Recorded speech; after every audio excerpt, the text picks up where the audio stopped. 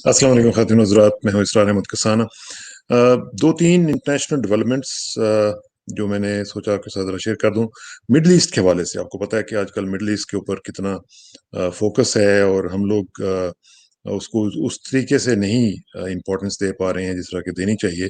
आपको पता है कि पिछले काफ़ी दिनों से जो मिडल ईस्ट का मामला चल रहे हैं, नॉर्मलाइजेशन ऑफ टाइज जो इसराइल के हवाले से चल रहा है, वो काफ़ी एक तो इम्पोर्टेंट इवेंट है। उधर से सूडान का आपको पता है कि उन्होंने सूडान को भी अब जबरदस्ती बल्कि बुली का लफ्ज यूज किया जा रहा है कि बुली किया गया है उनको कि आप तस्लीम करें उनको, इसराइल को।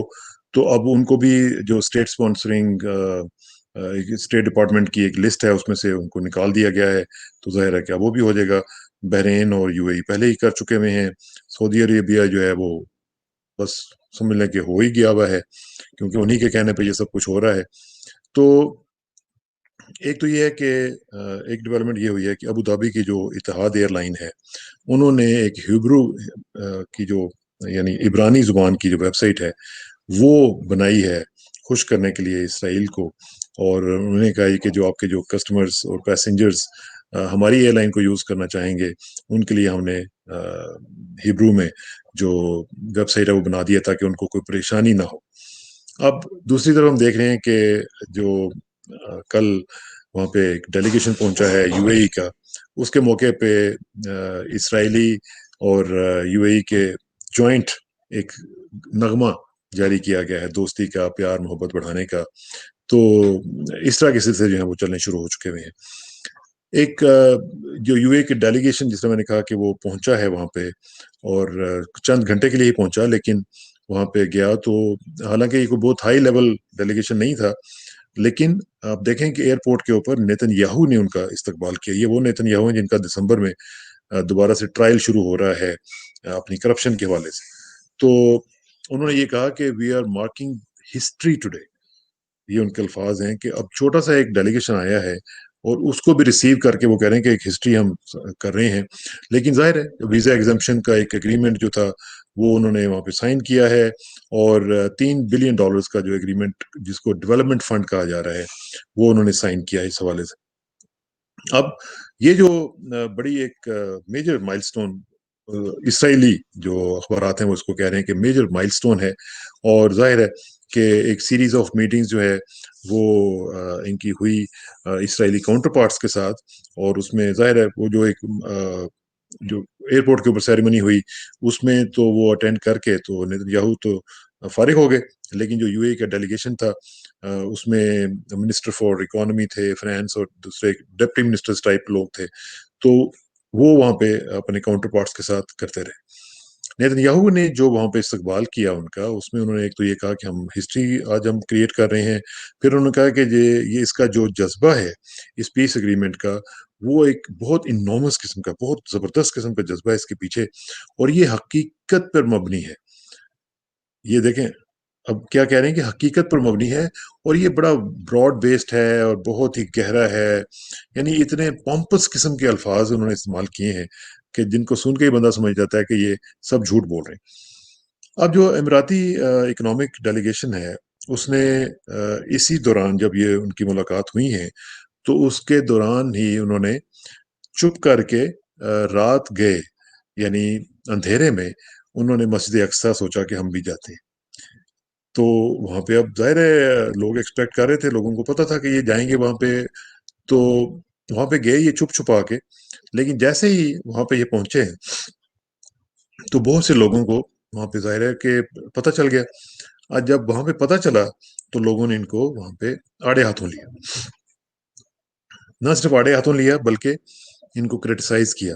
इनको बहुत ही गलत अल्फाज जो हैं, आप समझ लें कि उस लिहाज से तो खैर ठीक है, उनके लिहाज से तो ठीक था, लेकिन बहुत गंदे अल्फाज इस्तेमाल किए इनके लिए कि आप यहाँ पे क्या करने आए हैं, आप गद्दार हैं, गद्दारों यहाँ से भाग जाओ और यहाँ से दफा हो जाओ।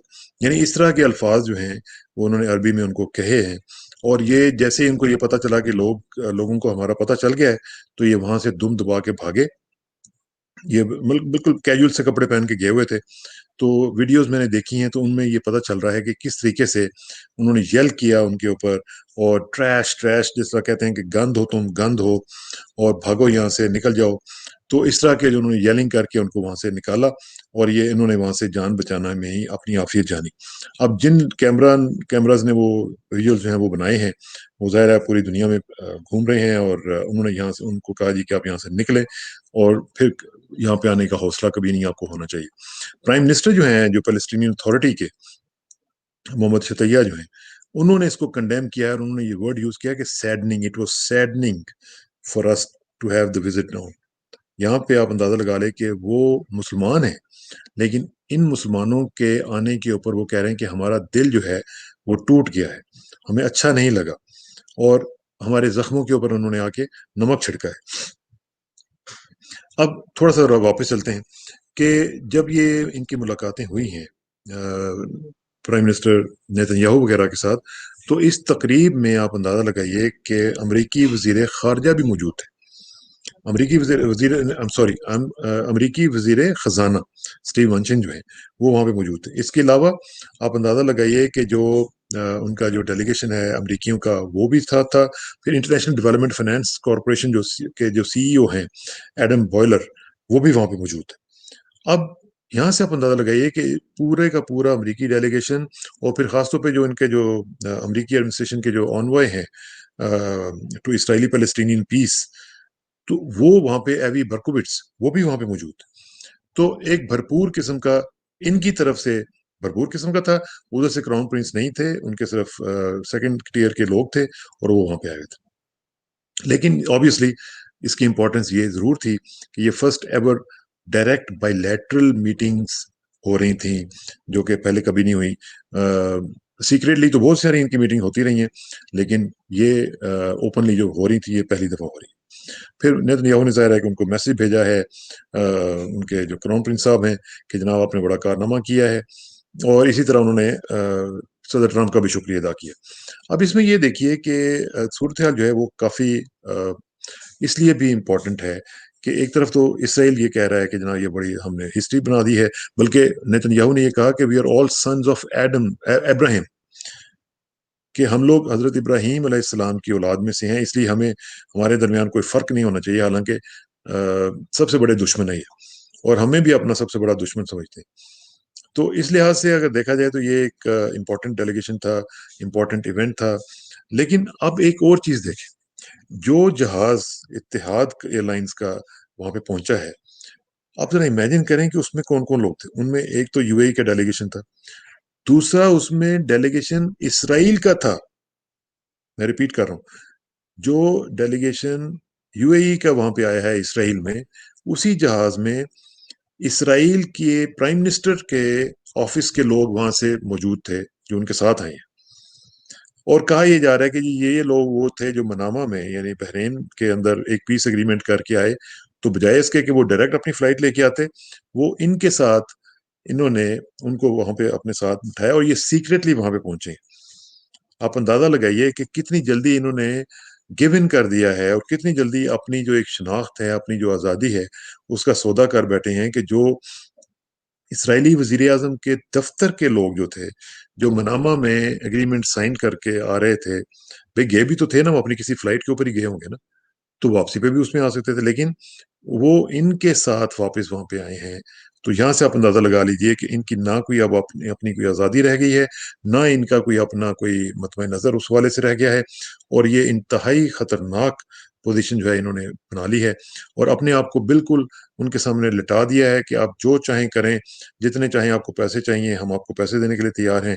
اور مجھے تو یہ ڈر لگ رہا ہے کہ آئندہ آپ کچھ سالوں میں ہی آپ دیکھیں گے، بلکہ شاید چند ماہ میں ہی دیکھیں گے کہ اسرائیل کا مکمل قبضہ جو ہے وہ ان کے ریسورسز کے اوپر ہو چکا ہوا ہوگا، اور ان کے جتنے بھی فائنینشیلز ہیں، جتنے بھی ان کی اکنامک ڈیولپمنٹ ہے، وہ ساری کی ساری اس کے اوپر قبضہ جو ہے وہ اسرائیل جما چکا ہوا ہوگا۔ اللہ نہ کرے ایسا ہو، لیکن جو ان کے حالات ہیں، اور جس طریقے سے امریکہ کا پریشر ہے ان کے اوپر، جس طرح وہ بولی کر رہا ہے اس طرح کی اسٹیٹس کو، اسے لگ یہی رہا ہے کہ یہ معاملات جو ہیں وہ اسی طرف بڑھ رہے ہیں۔ اور اس میں اب ظاہر ہے کہ ان کا سب سے بڑا جو دشمن ہے وہ کہہ رہے ہیں کہ وہ ترکی ہے، اور ان اے وے पाकिस्तान को भी वो यही समझ रहे हैं, क्योंकि पाकिस्तान भी उनकी बातों को मान नहीं रहा है।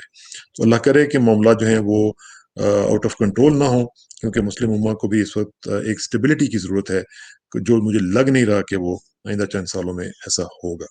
अल्लाह करे कि मामला ठीक हो जाए। अल्लाह ताला अपनी आफियत में रखे। और आखिर में फिर एक दफ़ा कि लिंक को, इन वीडियोस को शेयर कीजिए और लाइक कीजिए और सब्सक्राइब कीजिए। बहुत बहुत शुक्रिया।